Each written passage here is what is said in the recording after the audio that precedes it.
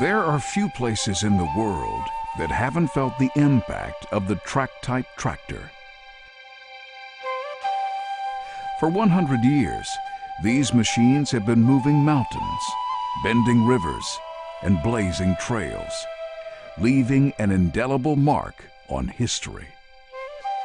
Track layer is designed to go into rough going.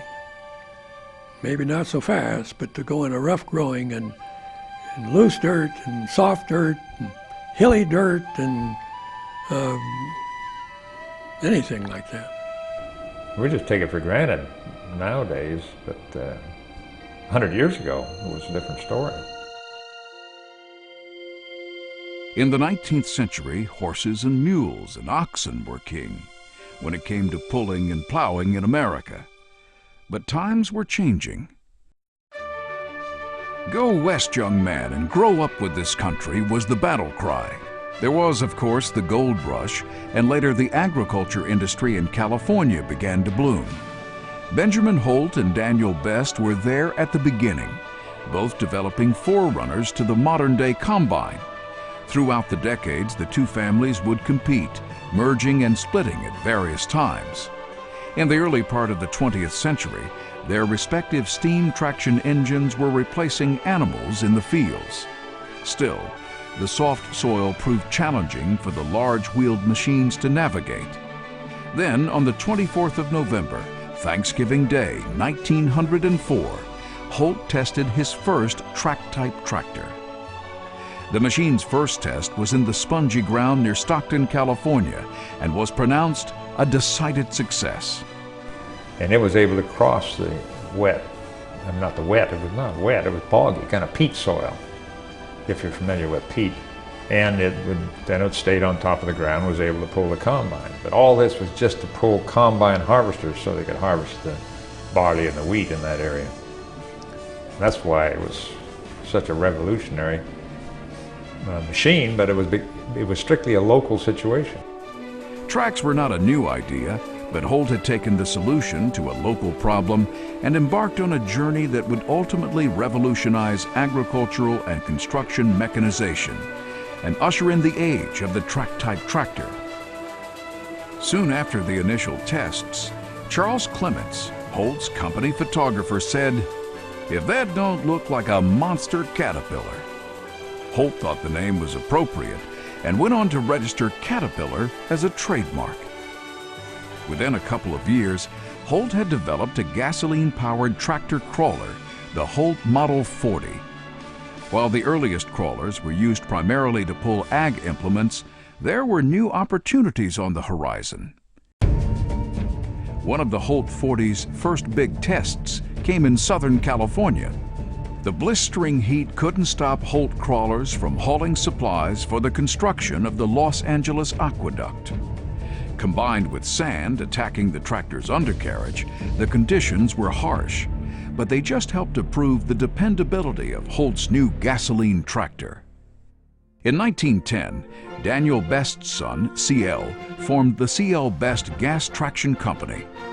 And in 1913, the company's first crawler, the 75, was the first tractor to bear the Best Track Layer trademark. They could navigate where nothing else could. Somebody that had a wet ground or soft ground or on sandy ground like a beach or something, they could go. The guy with the wheels was either had to get on a horse maybe. 6 years later, the company began producing its signature machine, the Best 60. The Best 60 marked a significant turning point in the evolution of the crawler tractor, engineered with all the lessons learned over the previous decade. Among its many features, improved oscillating track sections and bearings that reduced friction and wear in key mechanical areas. And hardly anybody that you know doesn't praise the old 60. The rice men loved it because it was very well balanced, and when they took it out in the mud, it didn't go down in the backside like most track layers, and it ran level, and it would handle quite a bit of mud. The Best 60 would transition into the Caterpillar Tractor Company's first product line as the legendary Caterpillar 60. Of course, track-type tractors did well for themselves on farms, but they were also excellent machines for road building work. In 1914, the first full track-type tractor was a reality with the introduction of the Holt 45. By eliminating the front wheel, all the tractor's weight was on the tracks, providing a short turning radius. It is during that same period of time that Holt unleashed the mighty Holt 75. The Holt 75 also found itself in the heat of the battle, unequaled as a heavy artillery mover in the muddy battlefields of World War I. In fact, British officer Ernest Swinton, considered by many as the father of the tank, said it was the Caterpillar track-type tractor which inspired him and in turn helped change the course of the war. Not too long after the war ended, so did the competition between the Holts and the Bests. On May 1, 1925, the two companies merged to form the Caterpillar Tractor Company, known today as Caterpillar Incorporated. The initial product line consisted of 3 Holt models, the 2, 5, and 10-ton, and 2 models by Best, the 30 and the 60. 2 years later, the first Cat-designed machine, the Model 20, joined the product lineup. The success of the early tractors was limited by their gas engines. It was felt that a new engine, one that could use a wide range of fuels, all less refined and cheaper than gasoline, was not only needed but necessary. In 1931, Caterpillar introduced the first diesel-powered tractor, the Diesel 60. It offered vastly superior fuel economy by cutting operation costs in half. Soon after, more models would follow, including the RD4, which was introduced in 1936. In 1937, the R was dropped from the names of all of the diesel machines. What is now known as the D4 is still being produced today and is the most popular Caterpillar track-type tractor ever. The machines of this era were at the forefront of massive and majestic projects, such as Hoover Dam and the Golden Gate Bridge. When the world went to war for a second time, track-type tractors were enlisted again. As the battle raged in the skies over Britain, tractors like the D7 kept London streets clear. Track-type tractors repaired shelled roads, built new ones, and kept vital supply lines open. And these machines led the charge during the Pacific Island hopping campaign, as crawlers were frequently the first to go ashore in amphibious assaults.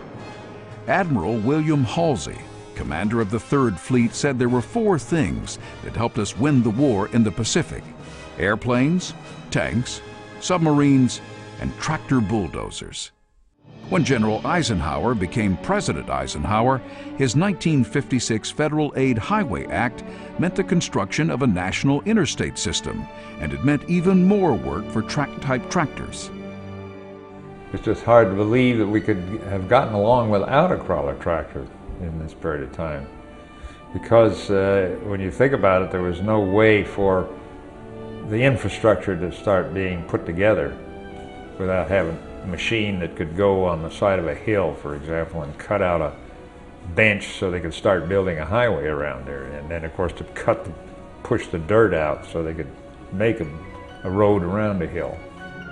It was around this time that track-type tractors played a key role in a massive undertaking, the creation of what is essentially the 8th Sea.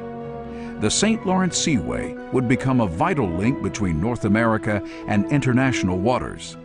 To carve out this series of canals and locks, track-type tractors fought some of the toughest materials found on the continent, working tirelessly to deepen the river and raise bridges. This would allow even the largest of ships to pass through. Track-type tractors have consistently gone to the ends of the earth to get the job done. These D8s were instrumental in work for the U.S. Antarctic Research Program. From hauling material to building stations, to constructing paths, these machines performed for 50 years in sub-zero temperatures on the South Pole's frozen tundra without sinking or slipping. At the other end of the Earth, track-type tractors were laying the groundwork for the Trans-Alaska Pipeline. Aside from the pipeline itself, crawlers helped construct dikes to hold 40,000-gallon tanks for gas and diesel fuel to power all the equipment needed for the project. Track-type tractors were vital in building the first highway to the Arctic Ocean, 361 miles long, and in excavating areas which would become the terminals that handled the oil. 2 years and $8 billion later, the pipeline would be able to move oil from the northernmost slope of Alaska to the northernmost ice-free port. It was the largest privately funded construction project of its time. The 70s also saw two important developments in the design of the track-type tractor. A sealed, lubricated track system, introduced in 1976, greatly reduced wear on the components that have always been a major part of the cost of crawler operation. The following year, Caterpillar unveiled the D10, the first such machine with the elevated sprocket. This design isolated clutches and brakes from shock, protecting the sprockets from dirt, water, and debris. In the 80s, a national energy program in Turkey called on the power of track-type tractors for the construction of 48 hydroelectric power stations. One of these, the Ataturk Dam, is the 5th largest dam in the world. The total earth-moving volume on this project exceeded 120 million cubic meters. In 1986, Caterpillar's D11N entered the scene. The first versions had a longer track frame, which also meant an additional 21 inches of track. Today, the D11R is the largest of our track-type tractors with abilities Benjamin Holt could have only dreamed of. Oh, of course, he'd be happy as a clam, naturally, to see it, just to know that this kind of machine was developed from what he had developed. Yeah, he'd be in, as they say, hog heaven, because he was a machinery man. He just loved machinery. And so he would have thought there was nothing better than getting up on a D11 and running it. That's for sure, and watching it work too. Track-type tractors continued to build and rebuild our world. Originally powered by steam, then gas, and finally diesel, the next generation of diesel engines are moving track-type tractors forward more efficiently than ever before, while dramatically reducing emissions. For the past 100 years, track-type tractors have helped people build enormous canals and dams. They've been there to improve the way we supply water and transport oil and natural gas. They've been there to build the foundations of buildings, paved the way for us to bridge many distances, and cemented their place in history. I think is still being made. History. These great big operating things that you see in these mines and stuff, that's a terrific advance, you know? And that's just come by necessity. You know, most inventions are from necessity. A guy needs to do something and there's nothing made to do it. So he can see where he can make something to do it. And it isn't that some guy gets a brainstorm and you know, dreams of this thing. It's necessity.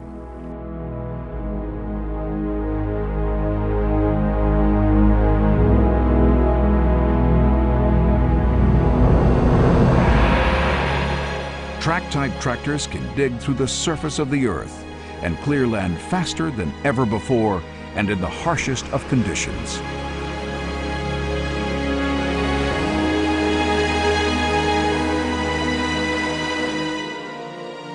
Whatever comes next, you can be sure that track-type tractors will continue to blaze a trail into the future.